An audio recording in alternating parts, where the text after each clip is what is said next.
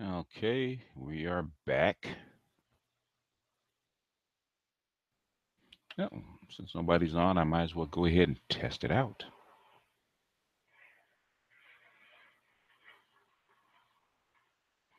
Let's see. Let's see. Let's do this.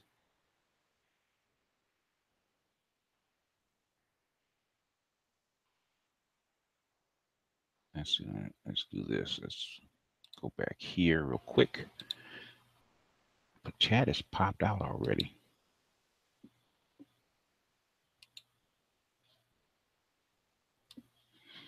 Let's put the pop out chat over here. Pop out chat there. And let me see. Put my pop out chat over there. And let's bring up my PDF. Share screen, which is right there. Let's share that. Yeah, actually looks pretty clear.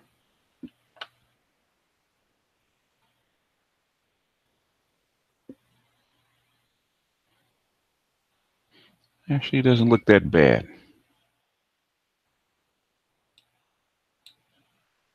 Let's see, bring my pop-out chat over here a little bit so I can actually see it.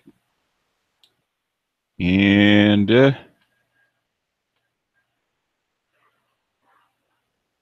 yeah, I'm still doing it tomorrow. I'm just testing. See what's the best way to do this. How's the screen look? This might actually be better. I can't get the pen to work, but the mouse still works. Yeah.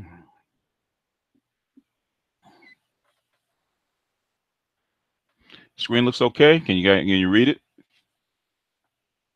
Well, this way I can actually bring people on to actually dialogue.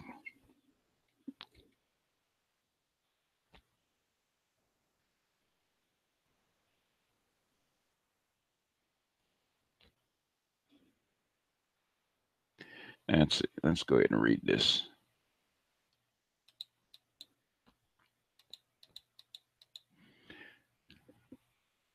See, eons after the first reptiles ambled away from the beach, their great grandchildren, many times removed, evolved in a few dramatic product improvements. These upgrades included fur, warm blood, the ability to nurture eggs inside their own bodies. Aha, see that? A portable supply of baby food we now know as milk. The remodeled creatures were no longer reptiles, they had become mammals. Mammals' innovative features gave them an ability to leave the lush tropics and make their way into the chilly north. Their warm blood allowed them, in fact, to survive the rigors of the occasional ice age. But warm blood exacted its cost. It demanded that mammal parents not simply lay eggs and wander off. It forced mammal mothers to brood over their children for years, and it required a tighter social organization to take care of the suckling clusters of mamas and kids. In other words, as we as and this is a pretty good highlight, that because your adaptability because of the adaptability of the organism we call as mammals or even humans, as you go up the scale, as you go up the scale, that the actually the offspring initially get weaker and weaker and weaker, right? In other words, it takes a longer time for them to form. That's what I'm saying. The human being is a very complex organism, and it takes a long time to put all those pieces together, which is something Quigley was actually saying. Um, the humans have the human beings have the longest nurturing period of any, I would say, any animal in the animal kingdom. Like I say, um, most mammals, most animals, period, can walk within hours of being born. A human cannot. It takes at least a year, sometimes longer, for a human being to actually walk, because the human being is so complex. There's so many things going on with a human being. And it's like he says, but warm blood exacts its cost. It demanded that you can't simply lay eggs and wander off like, say, like the turtle can, or say like an alligator can. For everyone because there are so few. You're not laying eggs. You're not laying hundreds of eggs. You're having one, maybe two children at a time. And since each, it's each since the what is it the pregnancy is so long, the incubation for a child is so long for that particular egg to actually go, because the baby's growing inside the body is so long, and the maturation of the child takes so long, that each individual human being, especially back in the wild, was very valuable. So you had to do what? It required a higher socialization or organization to take care of what? The mothers and the children, right? So societies had to form around that. Because of this requirement, that's where you have to have things like marriage. You have to have things like the group of families, stuff like that. Because, like I keep saying, marriage is not for adults; it's for children. All the structures, family structures that are built up around human beings, is one for the group, but also to do what? The family structure is there to do what? Raise children, raise the offspring, right? But we're going to do this again. This is just an experiment. How's the text? How's the voice? Is it evidently? Is it better? Since I'm only using one screen, it's probably better just screen sharing.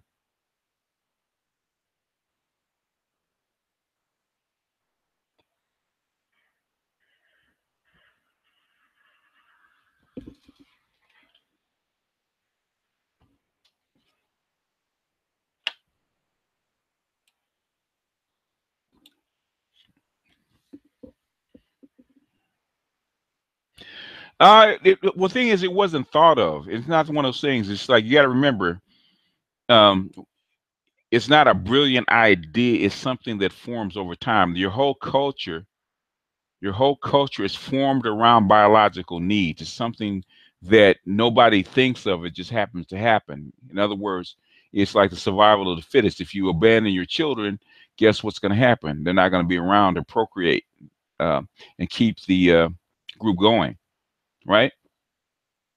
It's something that evolves over time, over millions of years, and probably billions of years.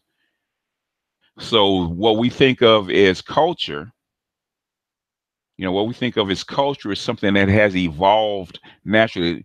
Feminists say that culture is something that's taught. No, it's something that is formed and then retaught and passed down, which is something Quigley says it has to be, because of human beings, their complexity. They have to be taught. There's not enough. The brains are too big and they're too complex to actually be hardwired into things. In other words, the adaptability. In other words, you pay a heavy cost for the adaptability.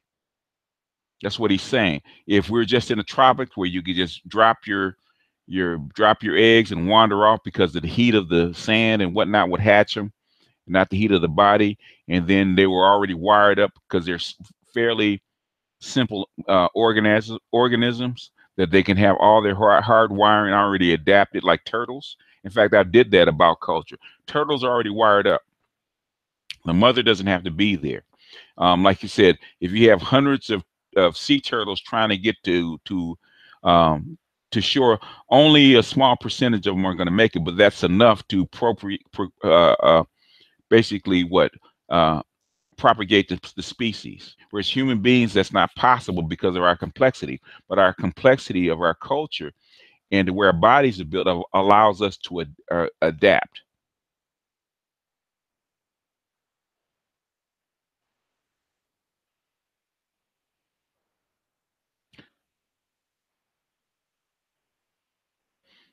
So basically, we are basically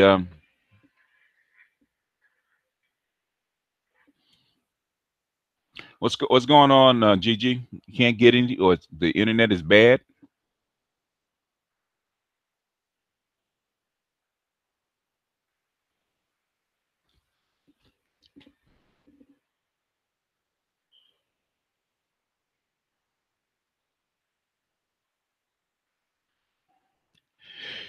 If anybody knows China, Kissinger does. In fact, you should read Kissinger's book on China. Very good read. A lot of people were looking for history, but he was talking about policy. Kissinger doesn't write very good history. He writes very good policy. In other words, he would tell you the culture and how the policy is formed. He's very good on Chinese policy. So if you look, a lot of people were looking at Kissinger's book, looking for history and looking for him to tell secrets. He's not telling you secrets of history, but he's telling you how the Chinese think, what their policy is, and how they see the world, their worldview.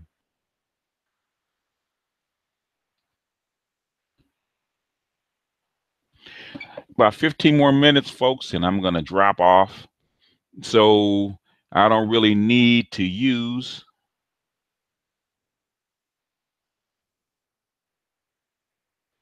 I don't need to. Oh, I forgot I wrote that. The neocortex had a drawback. It was merely a thin veneer on the two ancient brains, and those ulcers were as active as ever, measuring every bit of input from our eyes, ears, and issuing fresh orders. And I said, from the thin veneer contains our civilized mind, as much as Freud said. Yeah, that very thin veneer of the new cortex or neocortex is where our modern brain sits, and it's like as they say, it's like maybe 5% of our brain is in the neocortex. You got to remember your brain, your brain, it doesn't stop at your head. It goes all the way down to your toes. That's your whole nervous system. Your whole nervous system is your brain. All those neurons and all those neurons are all connected. They all have a job to do. And so if you look at a human nervous system, it's, in other words, you don't just have billions of cells, 100 billion cells, you got trillions of cells and they all interact. So your brain is a lot bigger than what they tell you. It's not just a neocortex, it's everything, the whole system, you know, the way your nervous system works is modern.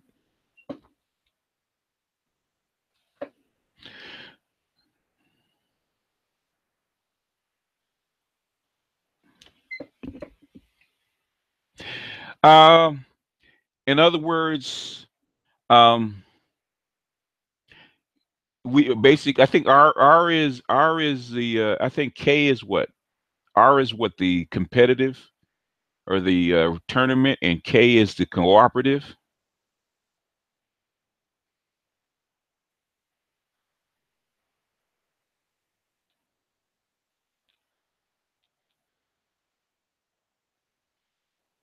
All right, Haitian man. Um, I think you have I can't remember which letter is which, but one is tournament and one is cooperative. We are a social cooperative species. You might have competitive or tournament aspects to it, but the thing is, you cannot survive being competitive. You die. Men, that's where the pecking order comes in. Um, Men, even guys, if you leave them by themselves, they will naturally form hunting packs. Just where you're wired, because you could not.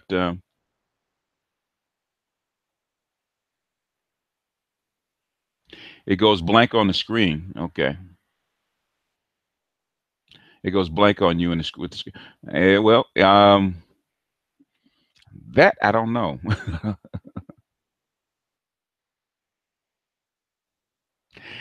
I mean, you're gonna okay. That's part of the pecking order. You're gonna have aspects of that. and a K or the brute is it dependent on the on the environment that you're around. You're an adaptable species, but you're also a social species, just like ants or termites. We're closer to termites than we are to maybe like lions because we are a we're more like rabbit. We're basically an organized pack, like rabbits and sheep.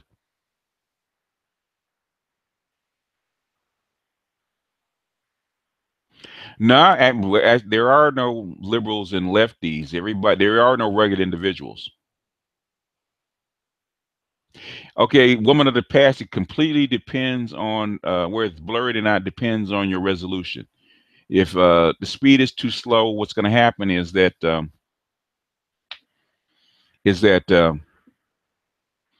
YouTube is or Google is actually going to bump down your resolution if it's too slow.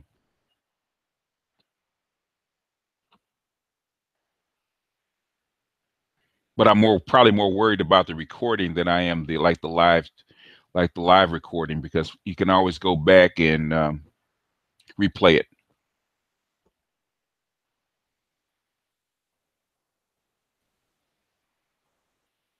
But I know this works. I know the Hangout works. But I'm saying if you guys don't really need the chat or need the chat recorded, then it's all good.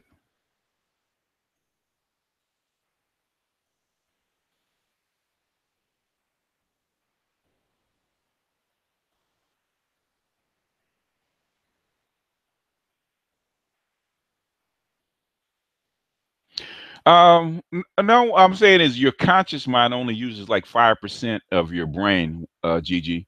Um, Actually, you use 100% of your brain, 100% of your nervous system because your brain is designed to run a body. So in other words, basically a killer whale who has a humongous brain has to have a humongous brain because he's running a 10-ton body or a 30-ton body.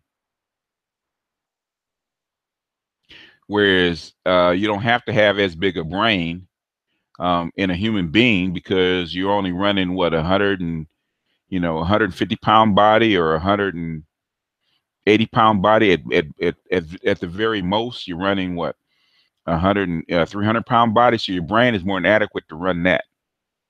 So your size of your brain depends on the size of the body that you have to run.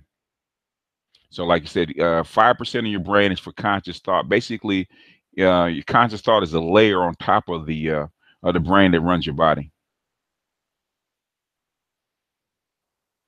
It's ancient. It's actually ancient. They said as above, so below. So only 3% of the visible universe is actually there, right? The other 95 to 97% is invisible, just like your brain, like your consciousness, right? 97% or 95% of it is unconscious. It's automatic.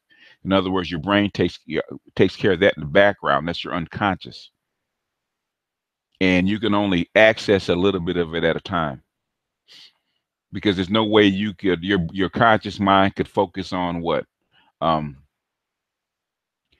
all the millions of inputs that you get per second.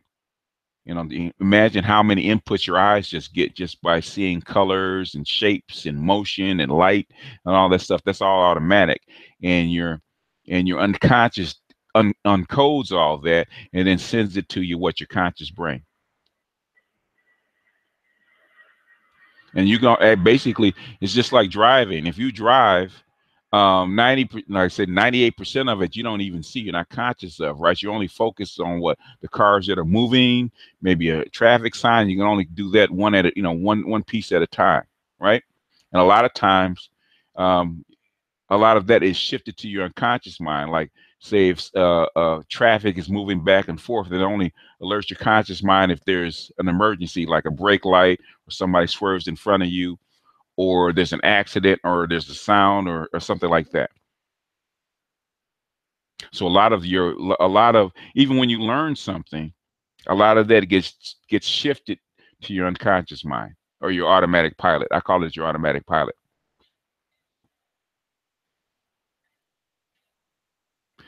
You can only stop thinking when you stop breathing, because the first thing created is your nervous system before anything else.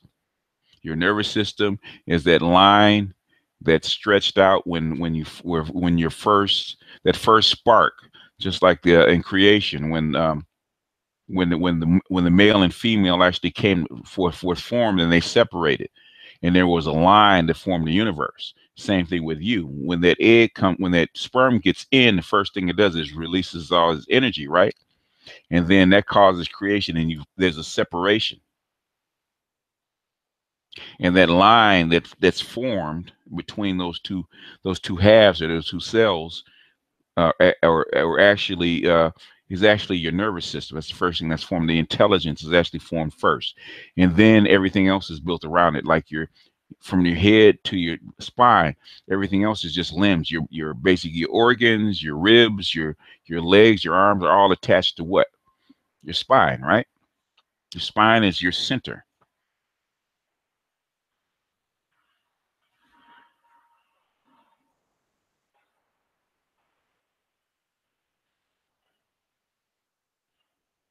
What are you doing in Atlanta, Gigi?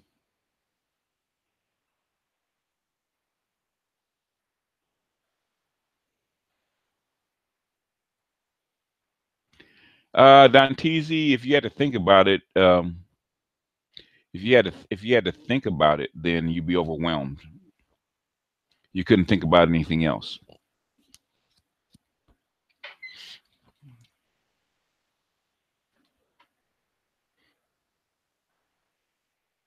That's like a meditation. Is good. It teaches you to focus on it. So all those inactive, unconscious parts, you bring it into consciousness.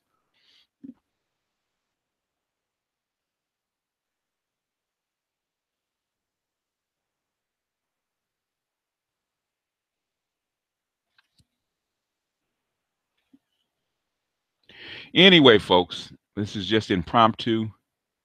And any last questions before I sign off?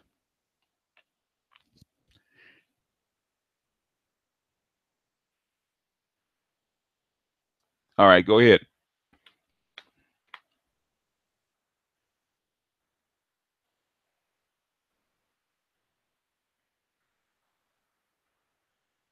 What was your last question?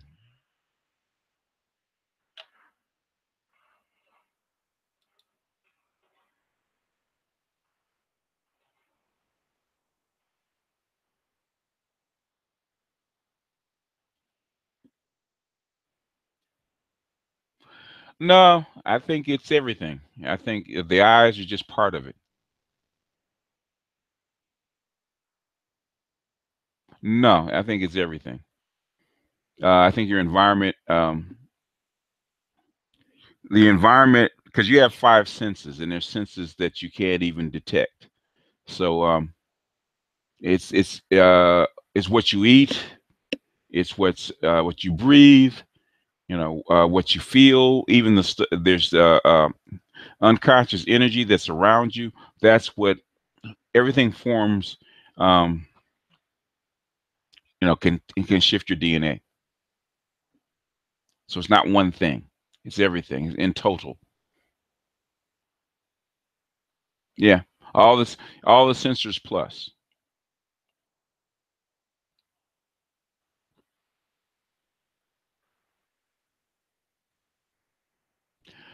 Um, we are already in the third dimension. We are three dimensional objects. We're already in the third dimension. The fourth dimension is different. They say the fourth dimension is time, which is space time.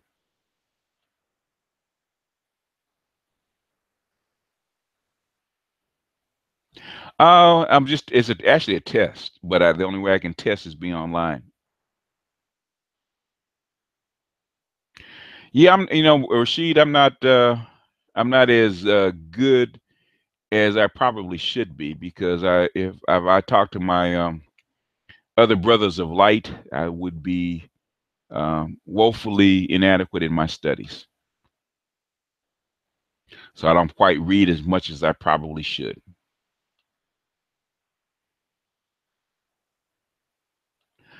Um, Depends on how long you fast. Depending on who you ask. Some people say you shouldn't fast more than 3 days. Some people say you should fast at least once a week to actually cleanse, make sure that everything gets cleansed out. And then there's some people that go on like 21-day fast so that it can actually go in and destroy old cells. All the health people that I've talked to said 3 days is basically good enough to get your digestive system all cleaned out. So basically, you do a 3-day fast, like water, or even with a laxative, get yourself all cleaned out, and so that you can start fresh. And some people want to go further than that. So it depends on who you talk to. Basically, for what a fast does is basically it cleans out your digestive system, because your digestive system is what's poisoning you, right? Because as you eat, you got gunk that backs up, and it continuously feeds inside your gets into your blood. So if you clean all that out and you rinse all that out, that's less gunk that's going to go back and recycle back into your and back into your blood system, and it puts less pressure on your cleansing organisms like your liver, your spleen, and your kidneys. So it allows them to actually flush all the waste that's out, because you're not adding anything to it. That makes sense.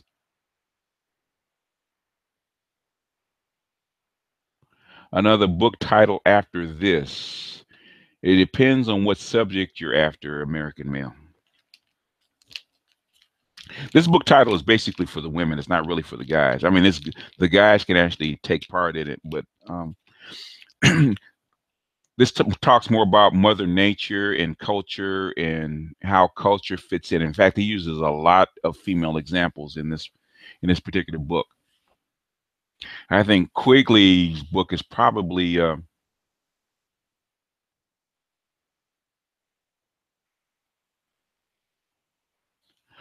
um it probably takes longer than that, Rashid, because your body will eat both fat and muscle depending on what's available.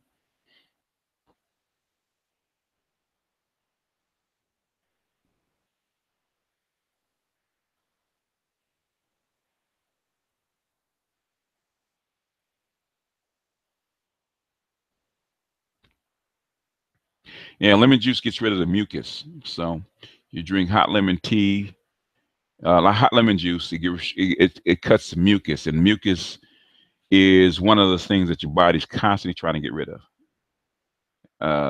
Hot lemon, and then plenty of water to cut the mucus, because mucus is what the body uses to get rid of bacteria and all that kind of stuff.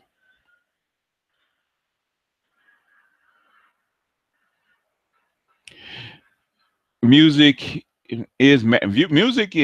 music is vibration, and vibration is basically the language of the universe. Everything's a vibration. Music, as we hear it, as we understand, is just one of them. Everything vibrate. Everything that's physical in the universe vibrates.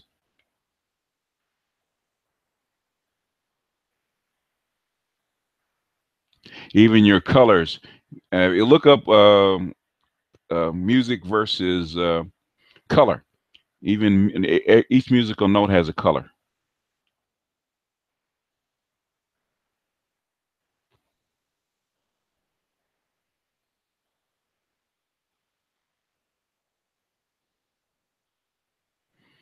You can lose a lot of fat if you basically exercise and keep your protein up. Your body will start because you have to have a mixture of fat and protein. So if you cut down on the fat, you bump up the protein. A lot of bodybuilders lose fat that way. Your body has to go someplace else to get the fat. Where will it go? It'll go to where it's stored.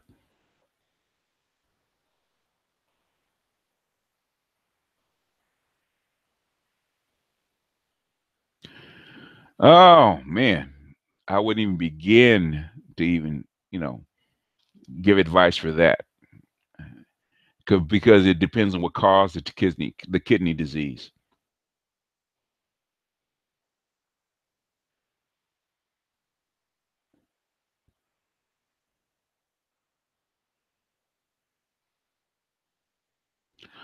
Um, well, will make you lose. Um, Fasting will make you lose fat and muscle. So if you want to lose the fat, you try to retain the muscle. That's how come you go on a higher protein diet for a short time, like maybe 30 days, and keep working out. Well, that way you keep the muscle because the muscle burns fat. Fat doesn't do anything; it store of energy. So if you exercise, keep your protein up. Type 2 diabetes, eventually you have to do what?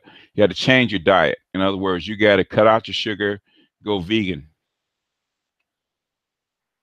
and slowly wean yourself off of whatever medication that you're on, so that your your pancreas can actually heal and start producing insulin again. But you have to cut out all your sugar, as much sugar as you can. Go to vegetables, a little bit of fruit, but you're going to have to really just basically change your whole diet and slowly wean yourself off of your diabetic medicine. But you have to do it over time.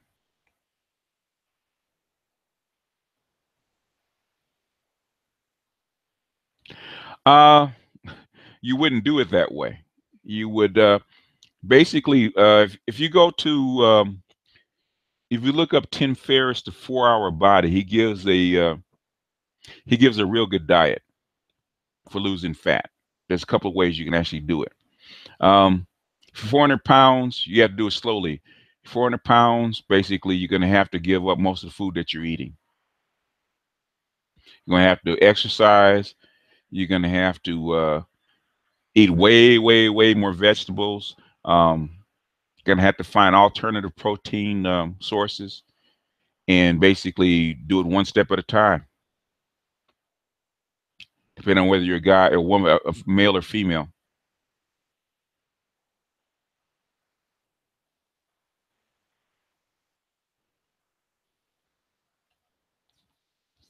I mean, there's a lot of herbs that are good for kidneys.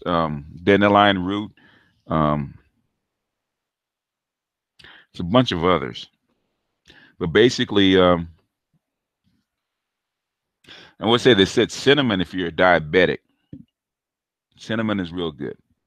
Cinnamon and something else. There's a bunch of herbs that are good for diabetics. But the biggest thing, man, is that basically, yeah, you got to radically change your diet. Most people that are diabetics, first thing they don't want to do is change their diet. They rather take the pill or take a shot rather than change their diet.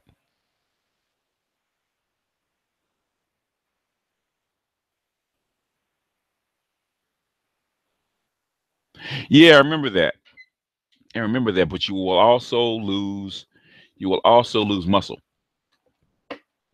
and eventually you're going to have to eat again. If the effects of starvation, yeah, you will eventually lose. You can do that's extremely radical. It can be done. Um, if you can do it, go ahead. Or if you can do it, basically juice. Go to juices. Go to liquid diet.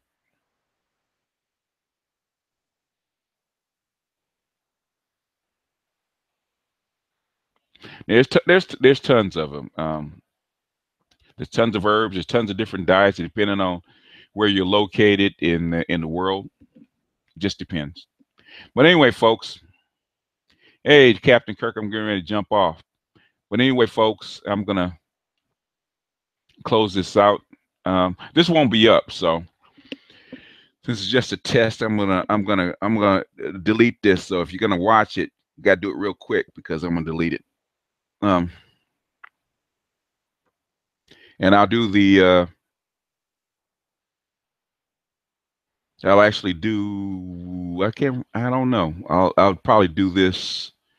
Maybe every other day for an hour, and just do this just for the book, so I can get through it.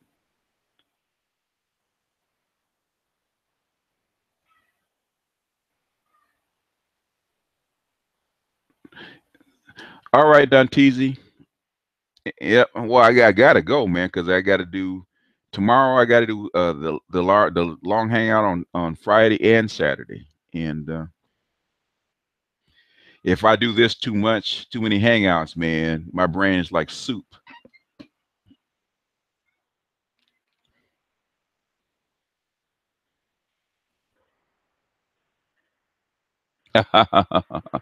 Basically. But everybody can see the screen, and I guess this is the best way to work it out. I was trying to open broadcast because I wanted to see if I can include the chat, but can't get the text and the chat together. So this is probably the best way.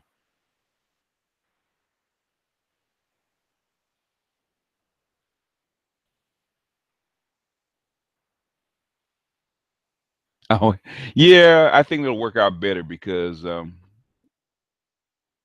me doing it the other way is like, okay, people aren't pulling enough information, so I need to do more hand holding. Some people can read it, and they just need me to answer a few questions or give a few viewpoints on the section. Some people they actually have to.